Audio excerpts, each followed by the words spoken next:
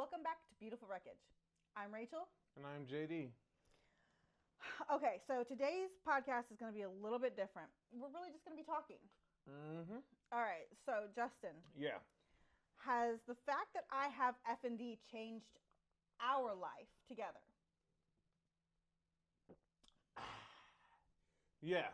Okay. Yeah. Now, has it changed your life separately from mine? Separately from mine? No, I would not absolutely. separately from yours, separately from mine. Separately from mine? No. I would absolutely say, no, has it changed my life separately from yours? Yes, it has. It has caused me to evaluate relationships and business and careers differently. In life, just life in general, differently, honestly. Okay, so let's talk about that marriage part. Yeah. All right. So, why are we still married? I don't know. You want to know the truth? I don't know. Stubbornness, right? All right. So, what's held us together? Mary Jane. No, Mary Jane has not held us together. She's Yes. not here anymore. No, Mary Jane. Okay, so Mary Jane is a big part of why you're still here. Yes. Yeah. But what has held us together in our relationship, in your opinion? In our opinion, I would say, goodwill hunting. Yeah. Okay, in my opinion, I personally feel like it's the communication that we have built over time. We always, especially on our lives on like TikTok or on Instagram, we talk about the fact that if we didn't learn how to communicate with each other and learn emotional maturity Ooh, that's a good through one. our relationship, this would have never worked because one, we both came into this relationship with baggage. Everyone comes in, if they don't even realize it, with some kind of baggage from your relationships, and relationships doesn't mean it doesn't mean intimate relationships or like a spousal relationship. Spouse. It could be family. Yeah. It could be friendships. You come in with some kind of baggage, and ours was all of the above. Oh, every single part of it. Yeah. And you had kids. Yeah. I had kids. Yeah, so that made us a blended family. I had an ex-husband. I had no ex-husband, but I had an ex-fiance. I'm really glad you did not have an ex-husband that you didn't tell me about. There you go. Like we said, communication is key, guys. So for us, communication didn't necessarily just mean us either, did it? No. Where do you think where would you say, I know my opinion, but where would you say we learned the communication? And I don't know that my answer is going to be the same as yours. So. No. That was 100%. It was not in therapy. We went through multiple different therapy sessions, and yet when someone sat down and told us you guys are coping just fine. I have to disagree with you because it is because of therapy we learned our communication. No, I didn't say I learned communication through therapy. No, you said we didn't learn it in our therapy. Yeah. I did learn it in our therapy because I learned what not to do. Oh, see, and that's what I'm saying. Like I said, I did not learn how to communicate with you through therapy. I realized going through different programs, like you said, they put everyone is put into, when you step into the room, you get a list, a checklist. You're from labeled. that checklist, you're labeled and put into a box. And so if you're going through marriage therapy, couples therapy in general, or family therapy, or individual for yourself, trauma therapy, you're put into a box and you have to work through it through their lens, through the medical lens that they have given you, and you don't have an individual lens until years later. Well, I think that you already have an individual lens. I'm talking about with them. Oh, okay. Yeah, I'm sorry. I understand. Yeah. You have to begin to realize you have your own autonomy, personality. So, we're going to have to restart. Did you hit the button? I must have. All right. Really smart. Welcome to Beautiful Wreckage. It's your favorite chaotic couple. I'm Rachel. I'm JD. And today we're talking about how did FND change our lives? Not at all. A lot. A whole lot, actually. Okay, so what different areas would you say that our lives... No, let me try that again. How would you say... would you say your life changed? Yeah, absolutely. Separate from being married to me. Yeah, first of all, FND wasn't even diagnosed when we first went through everything. Went through everything back in 2013. Mm-hmm. And so, learning that you had functional neurological disorder after it got diagnosed actually became an epiphany for us. It was almost like a sigh of relief for me. Yeah. I don't know about for you, but like for me, actually having the understanding that, hold on, it wasn't all in my head. Yeah. Was a really big deal because it wasn't just doctors who made me feel that way. It was family. Yeah, and friends. And so... Well, I called them family, so... Yeah, so... all right, so... It did change. It changed relationships. It changed friendship. Business, how we handle business. It changed career paths. It changed everything for us. So, yeah, that's the answer to your question. All right, so let's talk about marriage first. Yeah. Why are we still married? And I say this all the time because we're stubborn. We both had separate conversations with Mary Jane, which was my grandmother, before we got married at all, and then afterwards as well. And she was a tough old bird. You know what I mean? I don't think there could ever be another Mary Jane. There will never be another Mary Jane. I don't know that there is another person who could even, we'll get more into Mary Jane a little bit later. Yeah. I promise. Okay, so just hold on. But also communication. Well, I was about to ask you, how are we still married? Yeah, communication, and I always say emotional matureness. Like, we had to learn all of that. Okay, so how did we learn to communicate? And once in again, your opinion, we talk about this a lot. It was not through therapy. We learned what not to do. See, I think that I learned communication through therapy because I was taught what not to do. And so the communication that they tried to teach me was wrong for me. It doesn't work on everybody. And so because they expected me to communicate in the way that they wanted me to, and they expected me to be able to communicate to you in the way they wanted me to. Hold on. Yeah, keep going. I got something to say. It didn't work. And so for a while, it felt like we were at war in our relationship. We were talking at each other, not to each other. Well, no, I mean, not yes, with you're right. each other. But I felt like I had to war with you every time we had a conversation. What's interesting is we're talking about communication and FND and how it changed your life and communication, right? How can you go through therapy and they're teaching you how to communicate with each other, and this is going to bring us to a point that's going to happen later on, and an individual has to learn how to communicate all over again. But physically, because they can't speak, they have to use devices in order to speak with you. So now they're going through a frustrating period. I had to hope that you would understand the words that are being coming out of my mouth that do not make sense. Okay, Chris Tucker.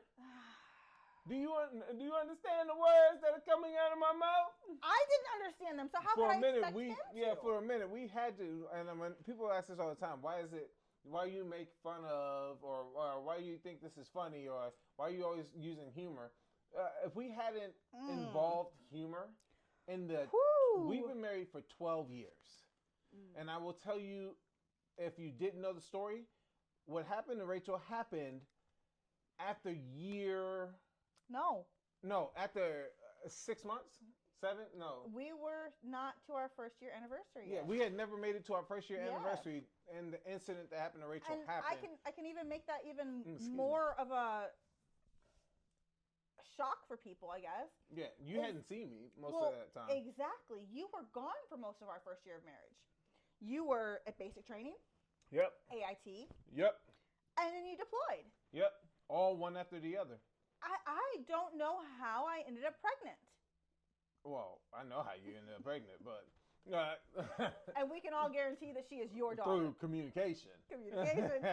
But hold on. Is she your daughter? She is definitely my daughter. If you ever see her, she is my daughter. Yes, she is. But what I'm trying to say is, through all of that, we had to communicate through written word, through technology. Oh my gosh. And letters, that was hard enough, but we made it work. But video video calls. To have to communicate after what happened to Rachel, and she could not having communicate. to relearn communication And skills. I can't wait till we get to this session about how the different therapies she had to go through to learn how to, because people see the That's a whole nother end topic. of what she's at right now. All right, so let's bring it back to here. Yeah.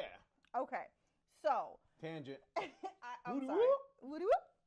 All right, so why would you say that we're still married because of stubbornness? Because I'm trying to tell people. I don't like him most days. Yeah, I mean, let's be for real. Most days I'm like, this is hard work. Hard work. I love the idea of marriage. Rom-coms were amazing. Sweet Home Alabama, got it. Happy Ever After, great. Awesome movies, you know what I mean? But at the end of the day, the belief in love at first sight is false.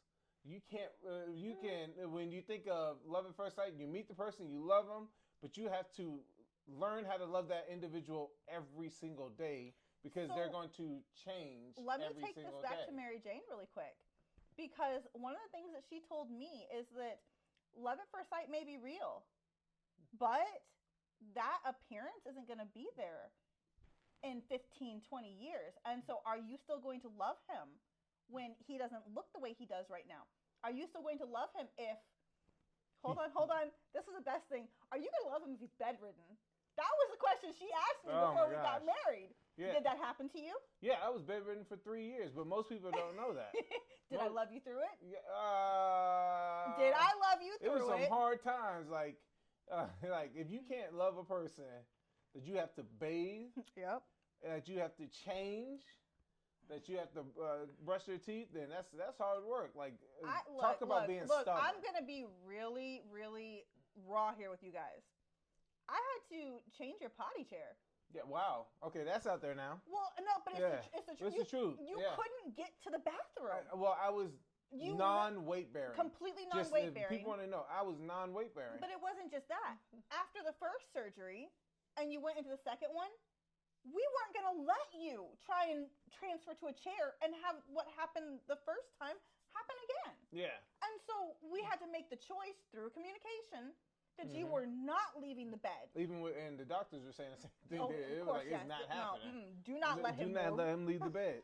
So, I mean, but going back to the FND portion of this, it's like when we had to teach you, and we might as well get to this part right now because it's going to be all throughout it. We're like swimming around it. We need to go straight, dive into it. You, after your incident. Swimming. Yeah, okay. You had to learn how to walk again. Learn how speech again. Learn how to use your hands again. I had to learn how to feed myself. You had to learn how to feed yourself. You still you will forever be blind in your left eye. Yep. It's just completely blind. And so that you meant lost a whole nother completely. Well, the loss of my sight waist meant that I had to completely relearn how to stand, walk, because even once I was able to use my legs again, I had to learn how to walk with different depth perception. Exactly. Okay, so if you guys ever see us in public and you see one of my kids standing to my left, or me, they're going to be dancing, making faces, and acting horrifically because they know mom can't see. Yeah. But they don't do it to be mean. They do it because they know when I turn and look, we're all going to laugh about it because it's the truth. This is my truth. Yeah, this is. Is it disrespectful when they do that? Yeah, bro. It's disrespectful. Now, who taught them to do that? Me, because I'm telling you, it's 100% me. I did it. I started this. It was me. It was 100% me. But I'm saying, like, this is what helped you get to where you are now because they told you you would never walk again. Yep. You were going to be in a wheelchair for the rest of your life. We have, to this day, the electric wheelchair that you were supposed to use. Yeah. It's in the garage. Paid for, it's in the garage. To this day. And to this day, we still get the trolls that say, oh, this must be not real. Let's just say, this must be not real because she laughs when she comes out of her seizures. She's walking just fine. Da, da, da, da. I must say. Hey, Justin. Yeah. Am I stubborn? She is stubborn. But she asked for a coach, and that's what she got. Hey, Justin. What? So, when everything first happened, Yeah.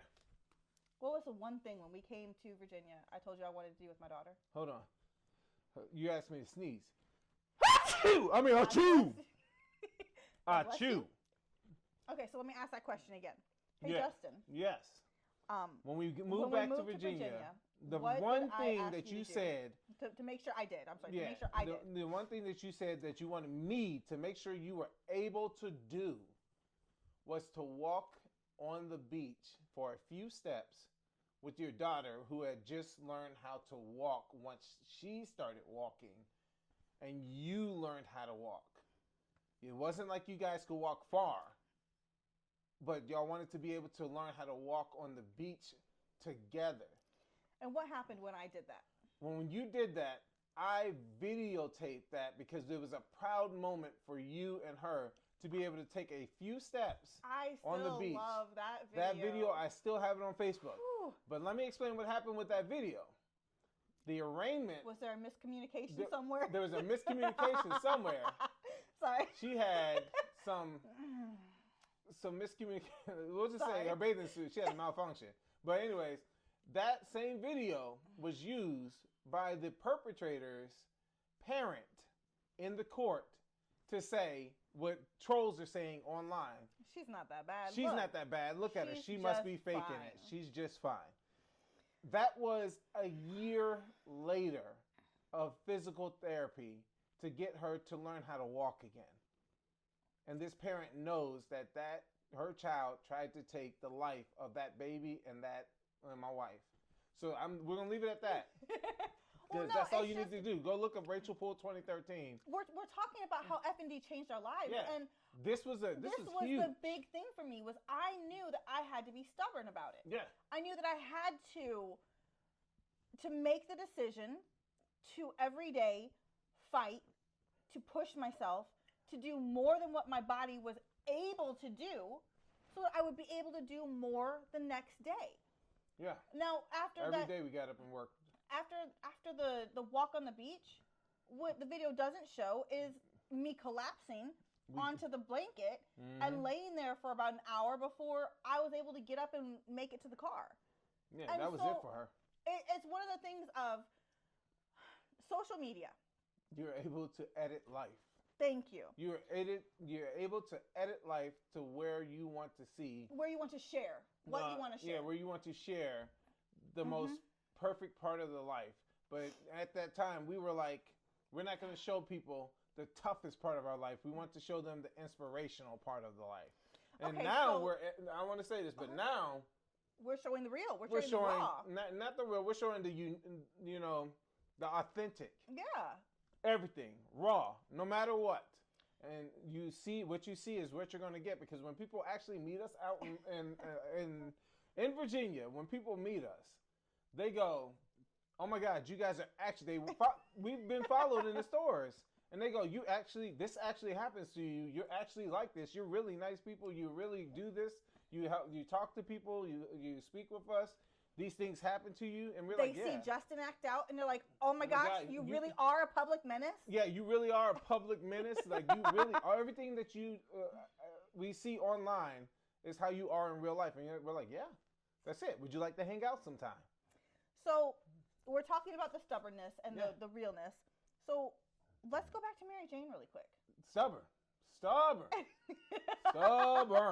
Why do you say that? What did she teach you about a relationship? It doesn't matter what happens in a relationship, or how bad things can get, or what losses you face. Family comes first. Relationships come first. Blood is not always thicker than water. And if you read the book that I'm writing, you'll understand why I said that. She never said that out loud, but that's what I took from that. That's what she taught you and how to live. She taught me that by her actions. Blood is not always thicker than water. And you can fill in the blank with the rest of that passage of what I say in the book. All right, so Mary Jane, she and I weren't close. We didn't get that time. No, not enough time. I hate that because she was an amazing woman. Mm-hmm. She truly was. And the love that she showed you, your brother, your sister, your mom, Mm-hmm. her husband, Oh yeah. is inspiring. In the Is communities. still, well, I didn't get to see any of that, but I'm saying what I was able to see. Mm-hmm. All right, so one of the conversations that she and I had, Mm. okay, so one thing that I was told my whole life Yeah. is that when you're in a relationship, that it's 100% and 100% at all times. You always give 100%, the other person always gives 100%. Well, guess what? I'm chronically ill. I have functional neurological disorder. I have seizures. I have functional seizures. I have drop seizures. I have absence seizures. I am not physically who I was when we got married. But pause that, because this is the one time that I want you to tell people everything that you have wrong with you. Oh, man. Are you sure? Because that's a lot. Yeah, just for the first time ever, I want it to be said so everybody can hear it. Let's start from the top of the head and go down to my feet. From the top of your head to down to your feet. I have a piece of the knife still in my head. They won't take it out. Mm-hmm. My optic nerve was damaged, and so I am blind in my left eye. Mm-hmm. I have my optical bone broken. I still have the stab wounds in my head that never heal properly. At least once a month, I have open wounds on my head. I have speech impediment more often than not. I just push through it a lot more than people would expect, I guess. Yeah, let's censor the. I'm trying to. Yeah, so let's move down to the I have spinal stimulator in my neck and in my lower back. Mm-hmm. Where are they in there in your neck? C5 and T5, I think. T5, L5. And why are L5. they there? They are there, so they're supposed to help change the pain to a different sensation, but because of the seizures, I can't even use them anymore. Mm-hmm. And so Let's go arm. I have a plate and pins on my arm on this side, and so I have diminished use of this arm because the muscle was damaged so bad. The bone was outside the arm? My bone was sticking out. This arm, my hand does not work correctly. It stays in a claw most times, and it has less function than normal. Mm-hmm. I have less pain in this hand going up through my elbow, and less temperature also. From my, the spinal stimulator is L5. The T5 down on my left side is no pain or temperature sensation at all. It has actually caused nerve damage in my foot to the point where I can, both feet now, but I can't feel my feet touching the ground most of the time. I know that they are because I'm standing up, but I can't feel it. The diminished sensation is going up my other side. My right hip is always coming, like, not fully out of socket, but like not fully where it's supposed to be. Okay, and let's wrap it up because we're going to go that's towards everything. All right, now because we've been physical, I should say, because of this happening over like almost, this would be year 12 that you have been going through physical therapies and mental and occupational therapies, aqua therapies. So let's name off all the therapies that you have been through, all the everything you have been through to get you to the point where people are seeing you on social media now. Oh goodness. Okay, but so let's do it a little bit quicker. I'm trying. So I had multiple physical therapies, multiple occupational therapies, speech therapy. I've had acupuncture, Botox. I've had dry needling, trigger point injections. Hypnosis. That was amazing. Hypnosis. Mm-hmm. I've done pain management. I've done pain management therapy or pain therapy. I've had full-on pain management completely. I've had manual manipulation. I was going to try chiropractic, but they told me not to because I can't feel correctly to feel if something goes wrong with that. Mm-hmm. I've had mental therapy. I've had PTSD therapy. I have had intensive mental therapy.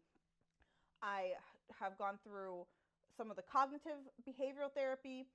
I was actually I was the only patient underneath the head of the PTSD clinic in Portsmouth. Portsmouth, yeah, Naval Hospital. So, and of course, like we said, aquatherapy was a very long, intensive thing. Oh my gosh, to help her learn how to walk again.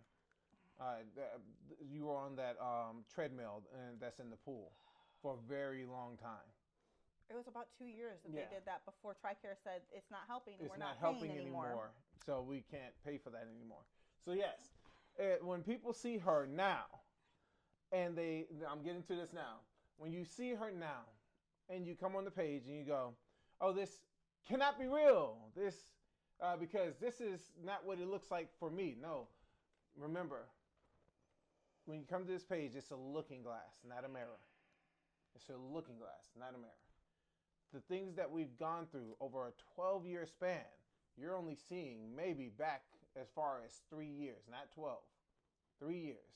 And we are never going to judge you in your journey ever or compare ourselves to your journey because we will never play what? The one-up game. Okay, so we took it way from where we were. Yeah. All right, so I was talking about Mary Jane. Yeah. Okay. I'm just trying to bring it back to where we were. That's all. Yeah. Okay, so we're going to have to edit that out. Go ahead. All right, so we were talking about Mary Jane and the conversation that she and I had about how where I grew up, the way I was taught is you give 100% and you give 100%. Yeah. So the difference is what Mary Jane talked to me about was there's going to be days when you can only give 10%. So am I willing to go all the way to cover the rest of yours? And so you hear people talk about marriage is 50-50. You hear people talk about how marriage is 100-100. It's not. Marriage is, Justin, you give me all that you can today, and I'll make up the slack. And on the days when I can't, you're going to make up the slack for me. And that's the thing that Mary Jane and I talked about before I started having seizures. Before I wasn't as much help as I would like to be. When it was just me walking with a cane, having the pain, complex regional pain syndrome, having the clawed hand, the pain and temperature, all of the symptoms of FND minus the seizures. That's when she told me there's going to be a time when he can't give it. Are you willing to? Yeah. It brings us back to, what can you do in your marriage to, like, bring strength to your marriage, basically? You know what I mean? Are you willing to be in a long-term relationship in general? And then it's the old saying of in sickness and in health. Yeah. I told you straight up when we met, if it's in sickness, I can't do it. I'm out. I told you straight. I told you that. If it's in sickness, I can't do it.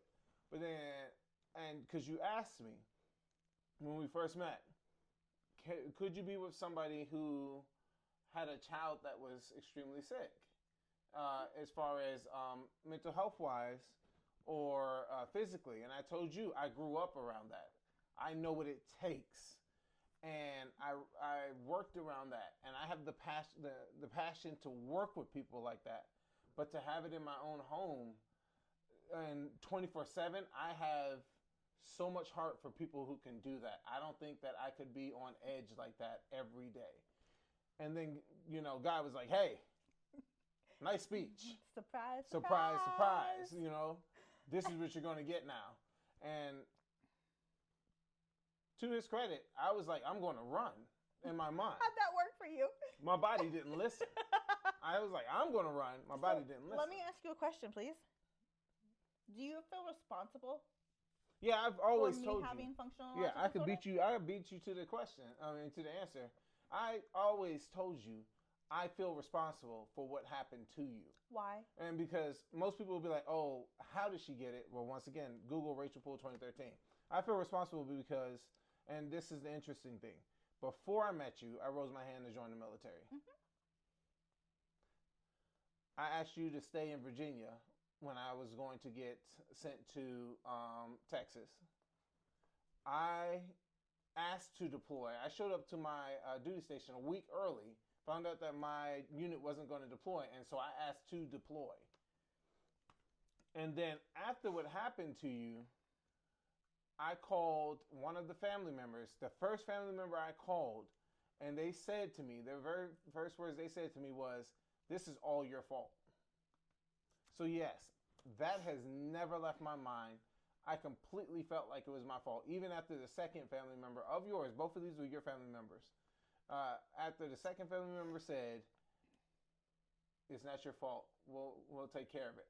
Did they know that they had the same type of conversation? Neither of those individuals knew that I called. Well, the second one knew I called the first one, but didn't know what the conversation was. Neither of those knew what the conversation was with it. They just knew the what happened. And most people don't know that I was on the phone with you, on FaceTime with you when this incident happened.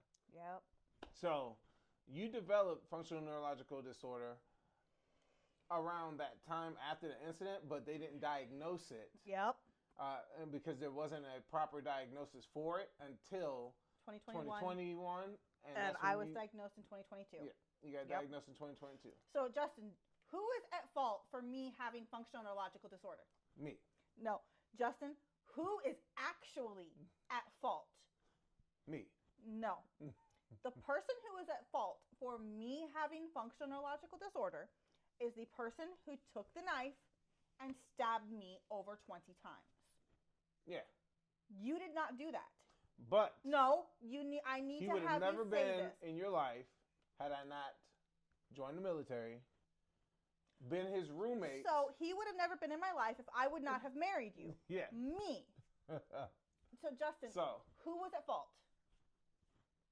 Me. No. I'm not changing that.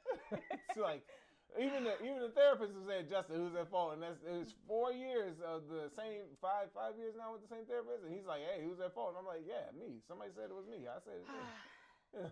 Is that the truth, though? Yeah.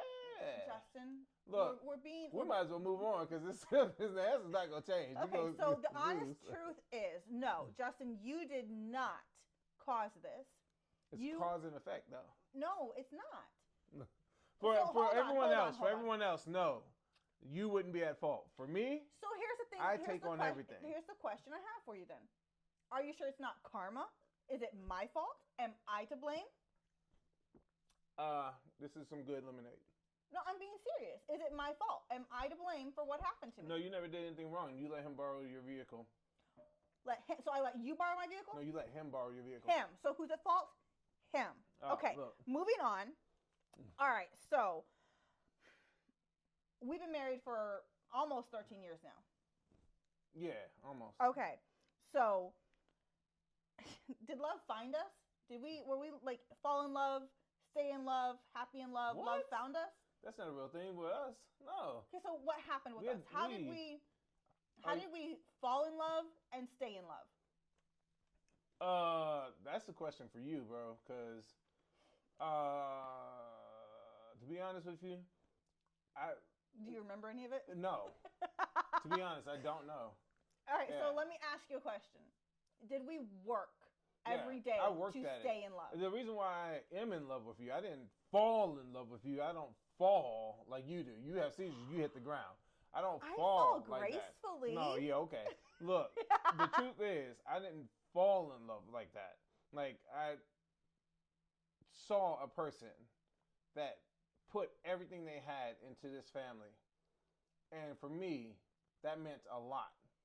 Someone who would do anything despite all the setbacks, hurdles, all of that. That is what we would have called back when I was growing up the ride or die. Mm-hmm. You know what I mean? And the military, your battle buddy. It's just, when I saw somebody who would have my back, didn't matter what venture I came up with, didn't matter what struggles I had,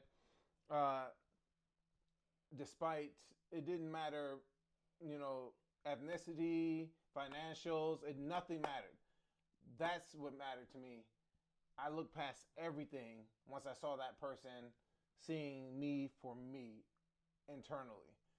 And so I said, hey, this is the person I love. And it happened while we were married, not before. Mm-hmm. Wow. So that's what makes sense to me. What is the difference between the love you feel and the love I feel? How would you explain the difference? Do you have any? I don't know what the difference is because I never. Well, people may think I'm weird for this because I don't know. But I don't ask you what type of love you feel because. Yeah, it's. I just don't. You just don't care. No, it's that's not. all right. It's not that I just don't care. It's just because you know me. I'm different than a lot of people. I'm analytical. Yeah, you are. So I have to analyze everything. And so I'm ADHD. Mm-hmm. I know cognitively I have a lot going on. Oh, Lord, yes. So I analyze everything. So your love may be emotional. Okay, so it's not a secret that a lot of my stuff is faith-based. Yes. Okay, so I would put it as You said this agape before. love. Yeah, I was. And it's not something that like I put on myself. It's something that I heard was spoke to me. Yeah. Okay? And now agape love is charity love. And so it's the highest form of love that's possible. So I'm your charity case? Yes. Oh, jeez. No, but it's self-giving is the kind of love it is. And that's why it's called charity. Yeah. Because you're giving of yourself and all of your love. Mm-hmm. Would you say that that's how I love everyone mostly? Yeah. Like, it's not even just my family, but... Yeah, you'll take a back seat to most people. Does that mean that my love is worse than your love or not as... No, it's different. Giving? And that's the thing. I came to realize as I matured in life. Because people may see me and I am a public menace because I will always be who I am. I wouldn't now. change you. That I accept anyone and everyone, who they are. I'm not going to change you, but I see you for who you are. And so, in the way you love, I love differently, and I respect the way you love. But it doesn't have to be commercialized. Like Valentine's Day. I love hate this. Valentine's Day. And to tell you the truth, and I'm going to say it right now, to tell you the truth, I didn't know every kiss began with K. It took me a while to figure that one out. Okay. So, K Jewelers is a store that we have near us. Every kiss begins with K is a commercial, and it's K-A-Y. Why is this funny, guys? How do you spell the word kiss, Justin? K-I-S-S. So every kiss begins with? K. Bro, this is why I brought it up. So, if it's that obvious, why would I understand other types of love? I understand my love. So, and that's why I brought it up. I understand the way I love. I don't need to ask you how you love. No, but I think that the difference in how we love each other and everyone else is a really big part on why our relationship works the way it does. Yeah, which would bring people to say, well, have you, we get this all the time. Have you read the different... the seven different love languages? Love languages? I'm like, why? We have like 37 in our relationship. Why would I need to read about 7 other love languages we need to add? Here's the thing about it. Like, I've had to learn to do without some ways that I receive love because you are not comfortable giving love that way. Yes. Like, you're not big on touch. Nah. You're not big on touch. Nah. It's just a fact. It's not that you don't love me, but you don't have to kiss me for me to feel that you love me. We have to revise that. It's not, I'm not big on touch. It's like, I'm not big on emotional. No, because if you are not prepared for it. Yeah, it is an attack on my senses. So you don't appreciate touch in the same way that some people do. But it's just a fact. But that is once again a trauma. It's a trauma that response. I went through. It's a trauma response. But what I'm saying is, I had to learn. Yeah. I had to work on. I had to come to understand that you weren't rejecting me by not kissing me every morning and every night. Now, I will say this. In the beginning, you thought I was. Yeah. In the very beginning, you thought I was. But we had to work through it. And if what is that called? Communication. If we wouldn't have worked through that, would we still be married? Yeah, because we both stubborn. So, I'm not going to lie to these people. I'm not going to lie to you. Well, I'm not sure I would have stayed. I'll be honest. Yeah, she might have not stayed, but I would have been in here by myself talking like, we still married. So... I ain't going nowhere else. I'll wait for her to come back. I'm You not a probably stalker. would, guys. Yeah, I'm not a stalker. So I was just sat here. I'd be like, All see, right, I'm all only right. getting married once. So, love does not come natural to either one of us. Would you agree with that? Just be honest. Well, we all know I'm not going to lie. Okay. Because I don't lie. There was only one instant where I had the rom-com. You already know this. It's not, you're forcing me to say it. No, I'm not forcing you to say it because I'm not talking about previous relationships. I'm talking about the feeling of love and the giving of love. That's not something natural to us. Yeah, it's never come natural to me. See, you took it to some other female. Yeah, no, I'm love at first sight. Us. Yeah, I thought you meant like love at first sight. No, I've only had that like one time. I'm talking about love, like even now. Like, do you love your grandfather? That's not even funny. Yeah, no, it's so much. It's not it's called something else. It's respect. It's honor. I honor my grandfather. But I you respect also him. I love him. You do. I love him. Do you love your brother? Yeah, he makes me say I love him. But do you love him though? Yeah, I don't know how to say. You put me on the spot here, bro. I am. Yeah. Yeah. Do you love your kids? Yeah. Oh yeah. Do you love your wife? Yeah. Okay, but let me ask you a question now. What?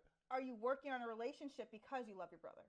Yeah, bro, all the time. Are you working on a relationship because you love your grandfather? Heck yeah. Are you working on a relationship with your kids because you love them? Yeah. Do we work in a relationship because we love each other? Yeah. And so it's not it's the way you word it though. Yeah, do you love me? Oh, are you working in a relationship because you love me? Yeah, because I love you. I will always do this because I love you. Okay, but do you see what I'm saying on that? Like, yeah. love doesn't come natural. You can't just love bomb me like that. You can't just come at me like that, bro. I'm going to. Because the fact of the matter is, our love had to evolve because of functional neurological disorder. Yeah. No. Yeah. It did. You didn't think that you'd be able to stay in a relationship with me for a while. Yeah. No. This is 100% the truth. And you know what's the interesting thing? I didn't know that was one of the reasons. Because I forgot the golden rule that I had before I met you. That I didn't, because I grew up around Eastern State Hospital. Mm-hmm. Individuals that worked for Eastern State Hospital. And most people won't even know what that is. Nope. No, I'm just saying that. But that is a psychiatric hospital. Psychiatric hospital. I didn't know if I should say that on here. Okay. It's a fact. Yeah, and so I just, from the trauma I've been around different types of people, I was fine with it, but I didn't understand the deep-rooted trauma I had from it until I started to really dissect it. So, but I understood that I didn't want to. You didn't want that to be your daily. I didn't want that to be my daily life. Mm-hmm. So, I had to literally ask myself, and is this really what I can go through? And if we're going to get down to the nitty-gritty of it, I do this every day. It was Mary Jane. Yeah. She taught me that strength is in the people you love. And you choose to love. Yep. All right. So let me ask you another question. Now, you and I have not had the opportunity together to raise kids without my functional neurological disorder. Whew, that was hard to say. I'm really sorry. No, that's true. Now, most people who know us know I have older kids. Yeah. And so I had to change how I parent because of functional neurological disorder. Yeah. And I feel like my younger two kids miss out on the mom I was. Going to football practices. Because when I met you, you were going to football practices. I wasn't just going. I was the team mom. Yeah. I was the photographer for the team. I was like there was football practice, cheerleading practice, math practice. No, I will say this. Now, as a parent, let me see if this is relatable. As a parent with a chronic illness, if you have a child that is excelling or trying to, be in an event, sport, function of any type, do you feel like you become a burden when you go to these events? Yes. Yes, I do. I won't go. And I'm talking to anyone. Did anyone say yes to that? So, Because hold everyone on, looks at Rachel, but they don't know that I'm 100% too. Well, let's go to Isabella's Lady of Distinction. Yes. She just had a gala, and she wanted me to go. Yeah, she It's not asked. that she didn't want you to go. It's not that at all. It's that she can only have one parent, and she's like, Mom, I want you to go. And I told her no, because I was not going to have her babysitting me while she was supposed to be celebrated. I didn't feel like that was the right time for me to be with her by ourselves. No. I didn't want to put that responsibility on her when her dad was able to go to this. Not saying the function was great, but I still stand by the fact of I don't want my kids to have to feel like the responsible person in the relationship at functions like that. Sometimes you feel like the family has to take responsibility over the individual, as multiple caregivers taking turns watching over you as a person that is disabled. And you feel like you're being a burden. And I'm saying this from my own experience as well.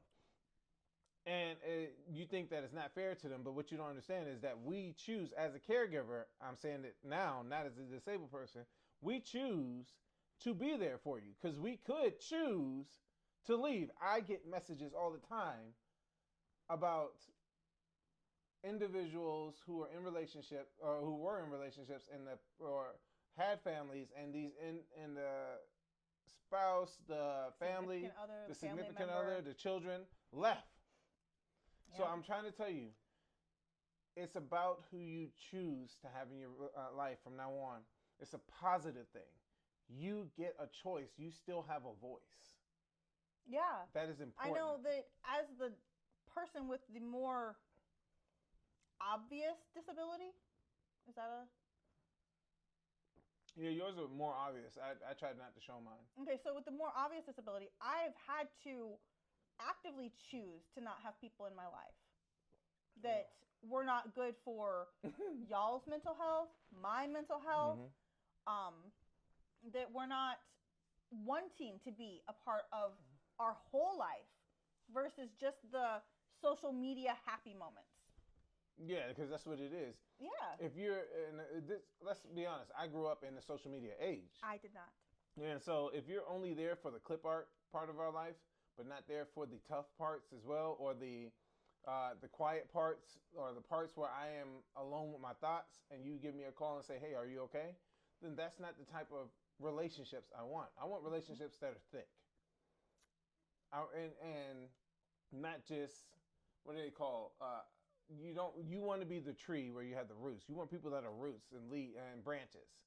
You know what I mean? Not leaves that are seasonal. That's what you want. I mean, I personally see it going with your analogy there. Like, I want people who are watering my family, feeding the family, like putting into the family. Like, I'm going to go ahead and call someone out really quick because Jamie. Jamie definitely is someone who has nourished and watered the tree that our family is.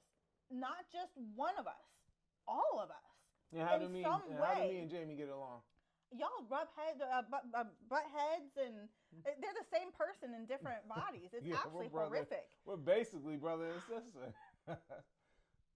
Like, we both are here to make sure you are doing. Yeah, I know, I said it.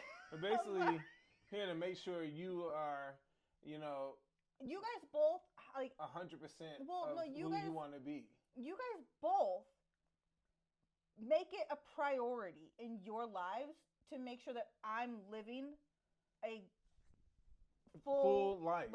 And that's, if you've never heard me say it, I say live life to the fullest. So you were talking about how a chronically disabled person will often feel like they are a burden. I literally have on unread a Marco Polo from my best friend saying, "Rachel, shut up, you're not a burden." Yeah. And I won't play the message because I'm not in a mental space to hear someone telling me that I'm not a burden right now. But it's a fact. Those are the people that you choose to have in your life. Those are the people that I need helping me raise my daughter. Right? It's the truth. I mean, and people need to see the raw versus just glitz and glamour. We will never consider ourselves. We will never consider ourselves social media influencers ever. We are you. We're just sharing our life so that you guys can see and not feel alone. Yeah. And we want you to know it is not all sad. It is more so a journey. Period. End of story. This is a journey, and every journey will lead somewhere. And we are always going to try and go forward and not stay stagnant, not stay in one place, not stay in the present, or go backwards. We will always try to go forward, and we hope that we can bring you with us. So going back to the kids, Mm-hmm. Do you feel that having me as a spouse is detrimental to our children? No. I actually think I wouldn't be able to do it without you. I've told you this many times. I would not be able to have these children. Pause. Why'd you say it like that? These two children without you. They are needy. I've never heard knocking on the door the way they do. We've lived in multiple different houses now, and they've knocked on every single bedroom door. Walked in, sit in the bathroom if we're in the bathroom. They don't care. They have no. I would not be able to have these two kids. I have a question. They have no boundaries. Do you know any adult who does that type of stuff? Yeah, me. Okay. Yeah, I don't have boundaries. So I didn't know by not having boundaries and giving my kids boundaries that my kids would still break the boundaries because I don't have boundaries. So. Okay, so let me ask you a question. Having lived with me and raised kids with me now, would I do it again? Do you feel like you would be able to raise a child who has some type of a chronic illness or disability? So we have one child that has a chronic illness or disability, and I'd be honest with you. If you asked me to do it on my own, I think I would have the courage to do it now versus when I wasn't as mature in my thinking when you met me. Okay. But to be honest, that is because I've seen the worst of humanity. I've seen the worst of humanity firsthand. And that's not just what happened to you. It's the messages that get filtered and the way people treat you and the individual in our family that also has illnesses, and the way people treat me, and when they see me pull up in my, and they see my license plate and they go, look at the license plate, look at me, you, and then wait for me to get out the vehicle to see if I actually look handicapped. It's just, I've seen the worst of humanity. I've seen things, and at this point I'm just like, yes, I could do anything. I'm not Superman, but if you ask me to do it and you need me to do something, I'm here for it. Anyone. All right. Anytime. So let me ask you another question here. How did my functional neurological disorder change our life in aspect of where we live? Yeah, this is the tough one. My whole life, I grew up in, and I'm about to put my business out. I grew up in Williamsburg, Virginia. And people like me who grew up in Williamsburg, Virginia and lost a lot, we always said, like especially me and my family, we wanted to live in a sunny area where people are just enjoying life. That's it. Just people enjoying life. If you have a miserable, not miserable, but if you have a hard time, you're like, I just want to go somewhere where I can enjoy life. Where everyone looks like they're happy all the time. Yeah, where everyone looks like they're happy all the time. So you wanted to live on social media. Yeah, I wanted to live in a musical. And for me, that musical was Virginia Beach, Virginia. And so when we moved back here, and I got the opportunity to move to Virginia Beach, Virginia, I said, I'm buying a house here. Yep. And we bought a 2-story. I was the first individual. I'm the only sibling that bought a house. And it was in Virginia Beach, Virginia. And I was so happy. 2-story. And because of your seizures, because of you falling down the stairs multiple times while having seizures, I had to change locations, get you a 1-story. Give up my dream to move to an area that I was very unsure about. Do you regret it? I will never regret putting you in a safe location. Well, do I regret giving up my dream? I've given up my dream multiple times for our relationship because of what has happened, not because of your choices. Did I ask you to give up all of them? You've never asked me to give up a single dream. Well, I asked for the one-story house. I did. Okay. I'll be honest on that one because that was like the safety only issue. one. It was a safety It wasn't- hazard. yeah. but that was like the only one. And look, guys, we were concerned that I was going to actually break my neck. yeah, after it was pretty one of bad. the falls. So you never asked me to give up careers. No. But I knew I had to in order to be here because we didn't have the community to watch over you the way we didn't have the support that and get you to the doctor's appointments. And this needs to be said. Get you to the doctor's appointments because you were having 2 to 3 per day for years to get you to where you are now. No, it was 3 a week. No, 2 to 3 per day. That was at the very beginning.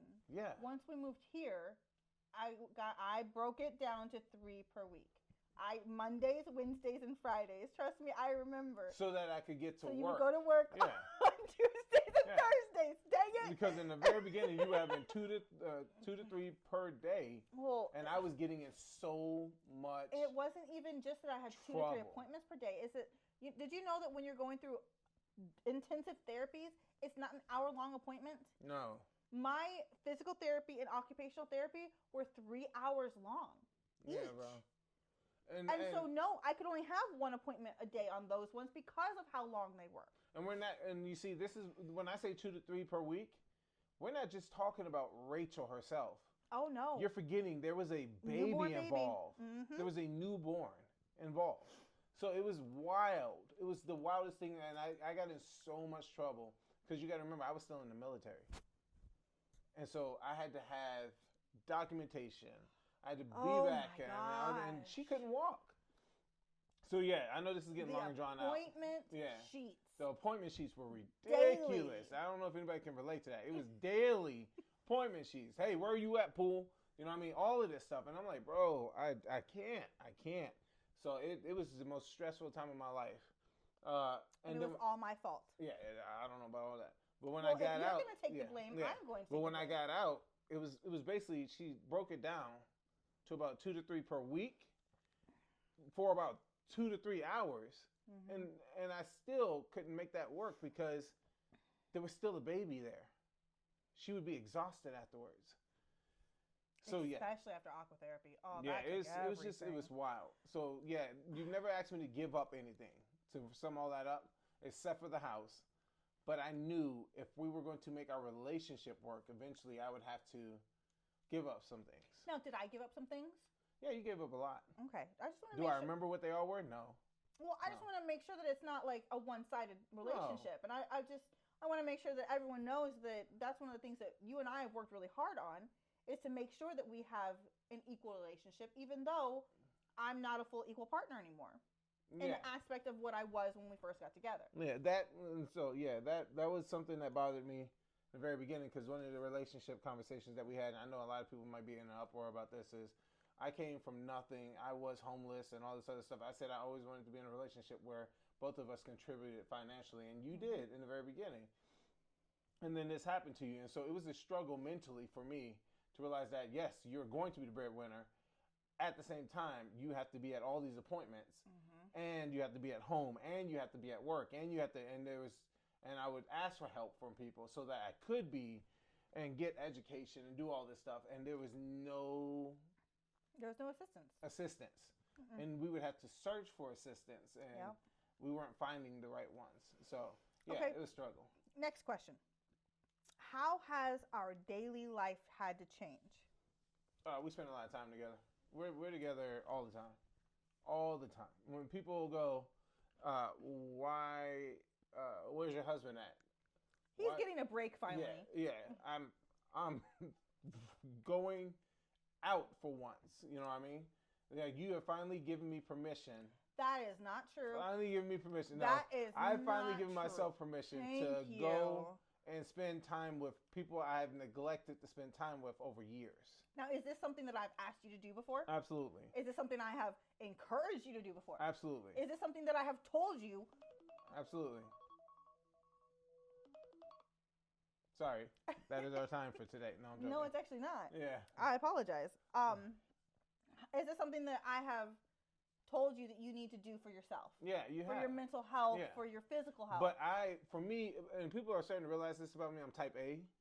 I can't let go. I can't let go. I feel like, especially if I feel like someone's not going to do it as well as I'm going to do it, then I will just go ahead and do it. Or if you think that you asking someone else to do it is going to put too much pressure on them, you'll do it yourself and then be frustrated that you had to do it yourself. Yeah. Yeah, I can't rebuttal that. So it's just, that's the way it is. So what other ways have we had to change our daily life? Can you think of anything? So who cooks dinner more now? I cook a good amount of the time. I wasn't going to give it a number, but a good amount of the time I cook. The shopping, this is what we're getting at. Shopping has been such a different experience. We used to go shopping in the middle of the day. Didn't matter what the traffic. Didn't matter what time we were coming home from shopping. We'd be out all day doing whatever. That's not a thing anymore. Everything has to be planned, or if we're doing it spontaneously, hey, get up, wake up. It's 6 o'clock in the morning. Go brush your teeth, take a shower. We might be able to hit one of these stores at 8 o'clock in the morning. I'm going to have to rephrase that because no, I can't take a shower before I leave the house. Yeah. Or I'm not going to be able to do anything because it takes so much energy for me to shower now. But it has literally to be before bed when I shower. Hey, you got to get up. We got to get to the store now. And there's a reason behind it. Because if we can go early enough that there's not a lot of people at the store. And, we used to go to Walmart a lot. And they had, at some of the Walmarts... they had quiet hours. They had quiet hours before like 9, I think it was. Before 10, I believe it was. Before 10. They had quiet hours for people with disabilities. And so we used to go there for that at that time.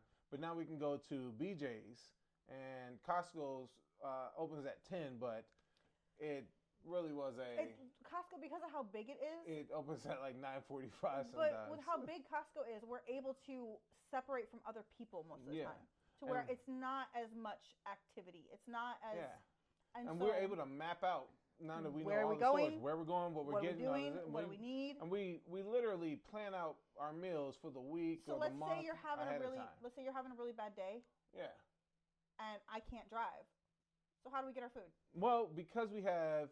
Okay, so that's one of the other things. We only shop at big box stores now. So for the most part. So we do deliveries from these stores. Or we'll go ahead and put in our order, and then I'll drive up there and pick it up, have them put it in the trunk, and I leave. Because that's what we've changed our life around to do. That's what we can do now. But we used to go in and use that as time to exercise or to hang out, be out of the house and things like that. We can't anymore.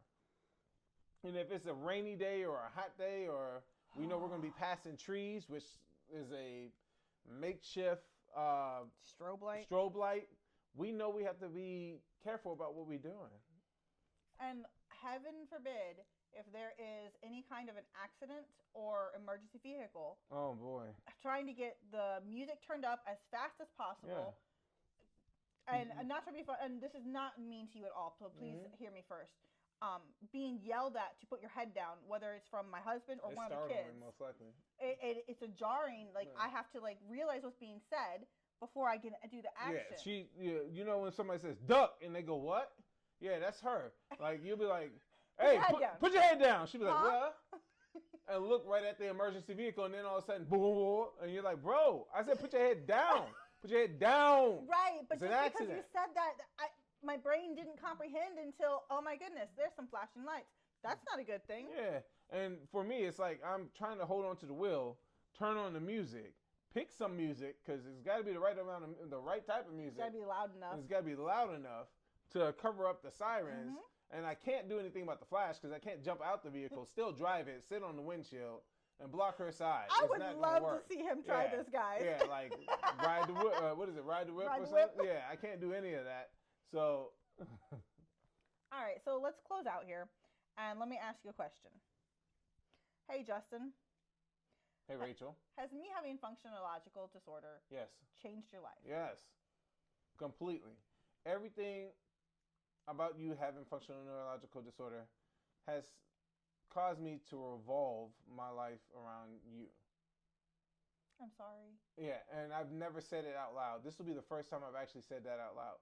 Everything about you having functional neurological disorder has caused me to change my um, outlook on life, the way I carry myself. So these are positive things right here, but also my intensity, my alertness was always the same actually, but I'm always on edge. Um, like there's so many things that are different. I have no career right now. When I could go out the house and get one, I want to make sure you're okay. You know what I mean? I don't trust type A personality. I don't trust anybody else with my wife. Like I'm one of those parents that would rather homeschool. Your helicopter husband. Yeah, I would rather homeschool my wife than let somebody else come in and do it wrong. You know what I mean? Or because even when I talk to you about, hey, would you rather be in a let's not talk about that right now. Yeah, you know what I mean? That's not something we need to talk about. Yeah, I would never put you in a facility after you've already been in one. You know what I mean? And because most people don't know, when you were in a facility, you were there every night. I was there every single night. So no, yes, everything about you having FND has changed my life completely. And now I can be honest and say it's fully changed my life. Oh, wow. But that's kind of obvious. Yeah, that's definitely obvious. But no, I mean, it really has changed my life and how I look at myself and how I look at my husband and how I look at my kids. It's changed how I parent, of course. It's changed on how I wife. I'm not the wife that I was able to be when we first got together. Yeah. I'm not able to be the partner that you signed up to have. Yeah. Like honestly, I attribute our relationship to The Amazing Race. What? How? Okay, how? So when we first got together, we were both working out every day, full-time jobs, full-time careers. We were both active parents. And then a horrific event happened. And you are still all of this. And I felt like I'd gotten set on the sidelines watching you continue your journey with me watching on a TV screen. I can see that. And so it went from me being active in our relationship to me being a spectator almost. The reason why I can understand where you're coming from is because when I went down for 3 years, it was the most... It was the hardest... Demoralizing? It was demoralizing. It was the most... It was the hard... Oh my goodness. Mentally, the worst feeling in the world is having to be in a bed. I'm trying not to tear up because... it was so hard for me. It was so hard. I know emotionally it must have been hard for you to watch me go through it, and it was hard for you to take complete control over the entire house, have to do everything, driving the kids everywhere. Our dog at that time developed cancer. I mean, it was just everything went wrong. And it's for me... Everything, all at once. Always knowing that I've heard the man of the house has to do this, that, and the third, and I couldn't do anything. It ate me up inside that I was not, and I told you this, I was not handling my responsibilities. But were you? To the best of your ability. To the best of my abilities at the time, I was doing what I was supposed to be doing. Did you have someone who was picking up the slack? Yes. I had you picking up the slack, and my friends would come over and try to pick up the slack. But at that time... You didn't see it like that, I couldn't see it like that. And they knew that. I couldn't see it like that. I think that I still have days like that. I feel personally that functional neurological disorder has changed so much of my life that I don't always recognize the person I see when I'm looking in the mirror. Yeah. I don't always recognize this person as Rachel because guess who Rachel is? Rachel is a person who gets up at 4 a.m. and drives herself to the gym and works out for 2 hours before she goes home, takes a shower, and goes to work. No, it's perfect. This is perfect because it's talking about how I said not too long ago that once you get a diagnosis, you're not starting your life from who you were. Nope. You're starting it from who you are now. And if you have a setback in your future. Or in your now. it's not that you got to start all the way back in a depressive state from looking at who you used to be. No, you start back at the recovery that you have in the progress that you already started with. So that is exactly where I was trying to go with this. Functional neurological disorder changed everything about our lives. Mm-hmm. It changed my life, your life, our kids' lives, our family life. Yeah. But instead of us being in a place of despair all the time about it, Yeah. we don't live there anymore. Yeah, we moved to a one story. We moved to humor and dad jokes. Horrible ones. When my friend just stares at me, George, just stares at me and say, "Bro, we got to work on these." He's older than I am. Bro, we got to work on these. But the thing about it is that, yes, FND changed our lives. Yeah.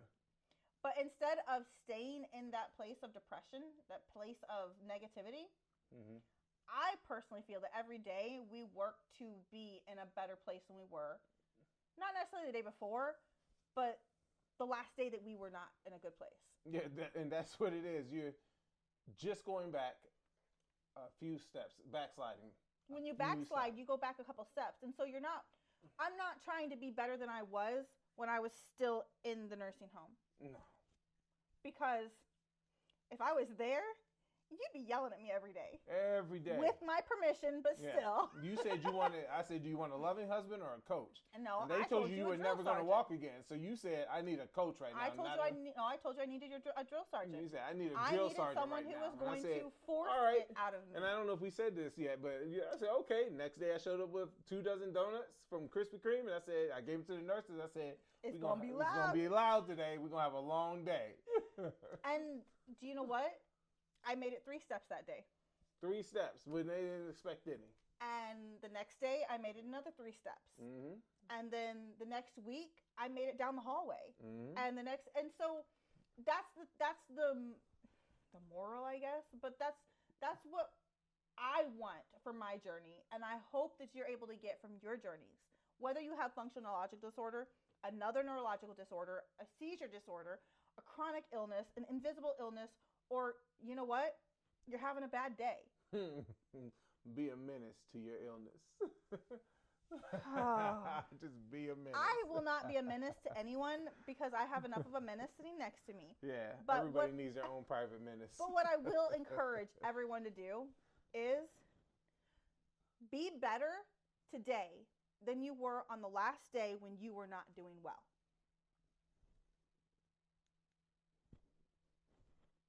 Shoulder pump.